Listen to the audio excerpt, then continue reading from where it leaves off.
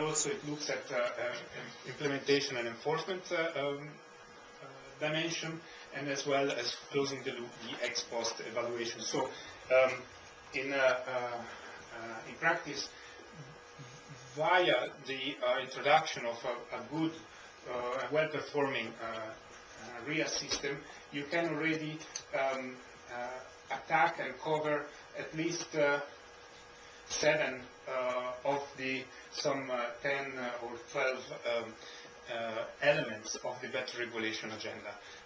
This is more or less the bottom line message that I'll try to convey.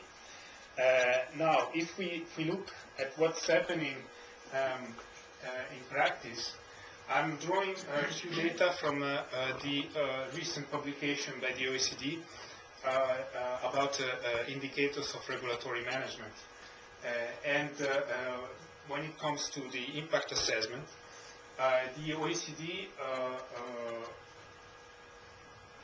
indicators focus almost exclusively on the requirements that are set in legal documents, that are legal requirements. And it says that, I mean, the evidence shows that 70% of all the OECD countries, 31 countries, have a legal requirement to always identify costs and benefits. 10 years ago, 12 years ago, it was a bit more than 50%.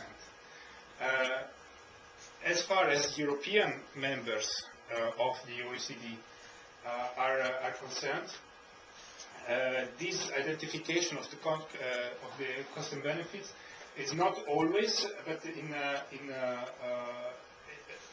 it happens, it occurs only for major regulations in these countries, Spain, France, Norway, Portugal, and Turkey, and only very selected cases, Slovakia, yes, and Iceland. The other group of indicators that the OECD come forward with is that it's just a requirement for qualitative indication, whereas the quantification of the impacts is just for a few countries, less than half. And in Europe, you have this distribution of countries. Another very short snapshot on this. When it comes to specific impacts, we can see that almost everywhere the requirement is to look at impacts on competition, on small and SMEs, so small and medium-sized enterprises, on budget and the costs of the proposal on the public administration. Something that is emerging is the social dimension, so an increased attention on gender and redistributional impacts, while the risk assessment, especially health and partly environment, is very second. It's only required always, in any case, for all kinds of proposals for the UK and Canada, and on a regular basis in the countries that you can see. For the latter part of the consideration that should be included in an impact assessment, which is the monitoring and implementation, so compliance and enforcement, is only a bit more than half of the European countries member of the OECD that have a legal requirement. And I would like to stress, this is only talking about what happens in terms of legal requirements, not whether the RIA actually are done according to the rules and how well they are done. So this is a great limitation, I think, of the indicators of the OECD. And this, well, this is the distribution. I think it's not clear. And this is actually what triggers me for my work, and in today's presentation is something that I call the fallacy of formal adoption. And I am drawing this table from a contribution, an article by Storanova, who published this year, at the beginning of the year, in the Journal of Public Policy. And she considered 5 central European countries And she tries to assess what is the performance, the situation and then the performance of RIA in these countries. And she identify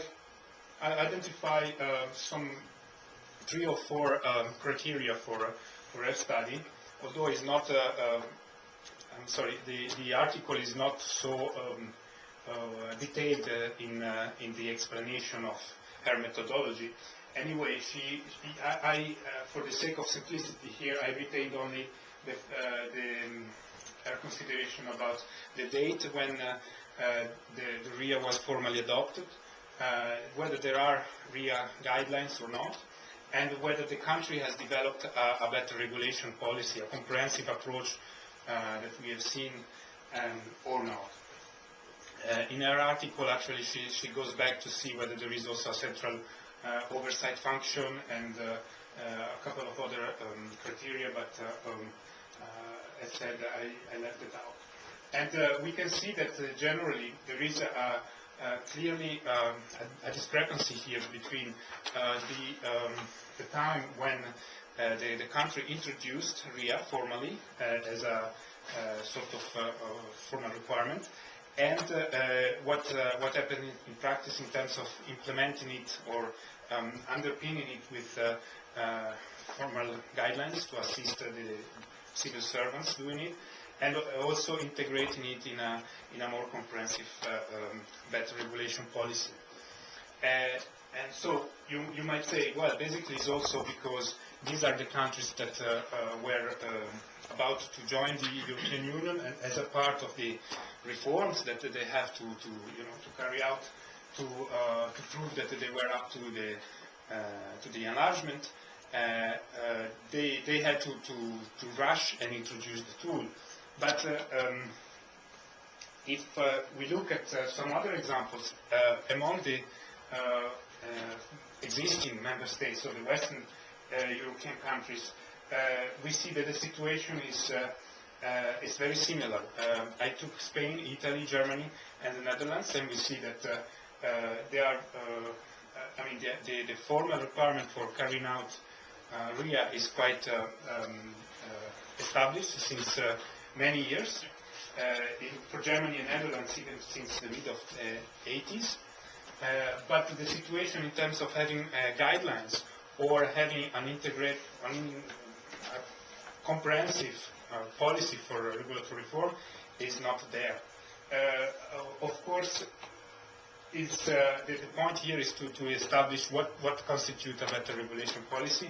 And as I said, Storanova in her article is not explicit about how she defines whether a country has one such policy or not, and since when.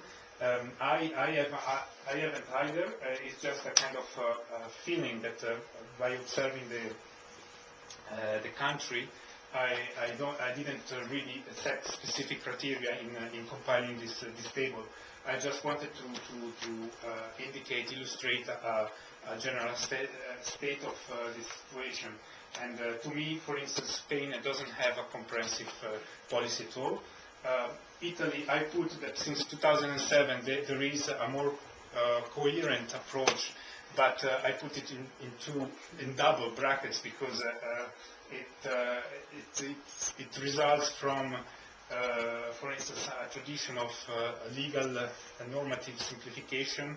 It tries to include a bit of administrative cost reduction, but there is nothing else.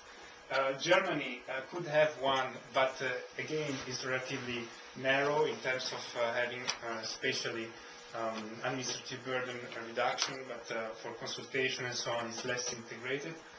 And the Netherlands, I put that there is none, but with some brackets, so there could be some more.